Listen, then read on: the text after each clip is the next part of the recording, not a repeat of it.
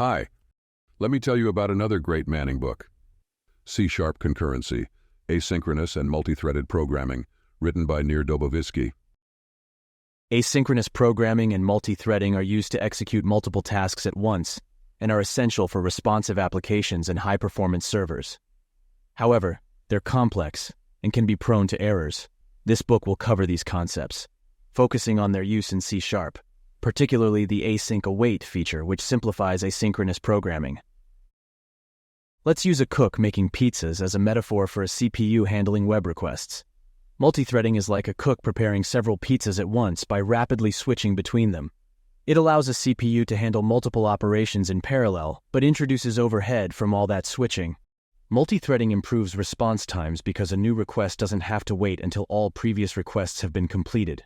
But at the cost of overall throughput, it also increases complexity and memory usage, which can lead to problems if not managed well. Multi-core CPUs are like having multiple cooks in the kitchen, working simultaneously. Multi-core CPUs truly operate concurrently, unlike a single-core CPU that simulates this by switching tasks rapidly. But we still use the rapid switching trick even in multi-core systems, because we want to run more parallel operations than we have CPU cores. Asynchronous programming is like a cook starting the next pizza, while the first one is in the oven. This lets the cook work on multiple pizzas at the same time without switching pies in the middle of a preparation step. In the computer, the CPU delegates tasks like file reading to other components and continues working on other things, checking back later for the results. This is very efficient and increases throughput. However, it can also increase response times. It also traditionally increases the complexity of the code due to the nonlinear nature of the tasks. C# async await feature has made writing asynchronous code more straightforward and somewhat reduced this complexity.